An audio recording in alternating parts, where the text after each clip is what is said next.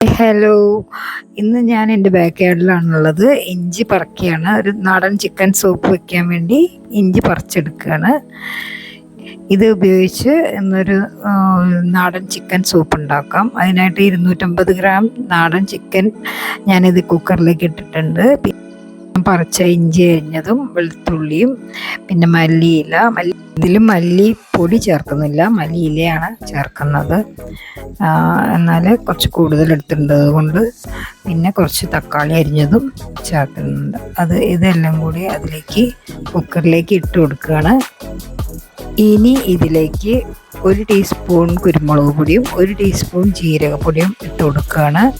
പിന്നെ ആവശ്യത്തിനുള്ള ഉപ്പ്, കുറച്ച് ഉപ്പ് മതിയാവും. കാരണം 250 ഗ്രാം ചിക്കനേ ഉള്ളൂ, അതുകൊണ്ട് കുറച്ച് ഉപ്പ് ഇടുന്നുള്ളൂ.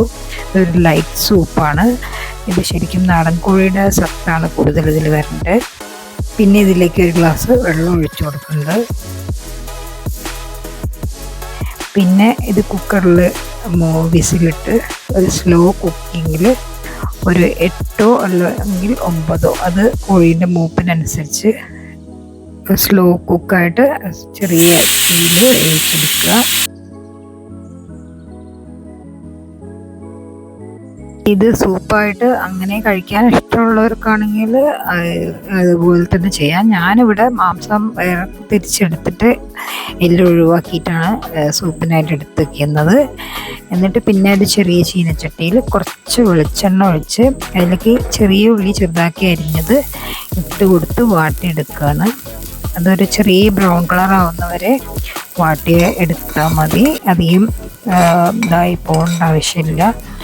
ചെറിയ ബ്രൗൺ കളറായപ്പം തന്നെ ഞാൻ ഇതിലേക്ക് സൂപ്പിൻ്റെ ഒരു അധികം തിക്കല്ലാത്ത ഭാഗങ്ങൾ, ലൈറ്റായിട്ടുള്ള എല്ലാ ഭാഗങ്ങളും ഒഴിച്ചു കൊടുക്കുകയാണ്. അങ്ങനെ ഇപ്പോൾ കാണുന്ന പോലെ ഒരു ലൈറ്റ് സൂപ്പാണ്.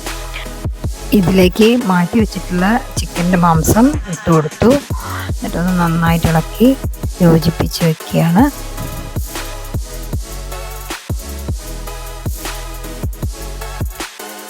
ഇതിലേക്ക് പൊടിപ്പൊടിയായി അരിഞ്ഞ ക്യാരറ്റ് കുറച്ച് തൂവി കൊടുക്കുന്നുണ്ട്.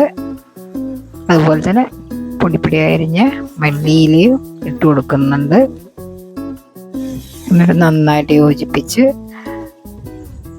ഒന്ന് തിളച്ച് വരുമ്പോൾ ഒരു ബൗളിലേക്ക് മാറ്റി കൊടുക്കാം.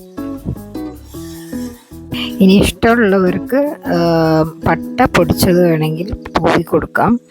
അല്ലാതെ തന്നെ നല്ലൊരു ഫ്ലേവർ ആയിരിക്കും ഇതിന്. എല്ലാവരും എന്തായാലും ട്രൈ ചെയ്ത് നോക്കണം. Thanks for watching. നിങ്ങൾക്ക് ഇഷ്ടപ്പെടുകയാണെങ്കിൽ ലൈക്ക് ചെയ്യുക.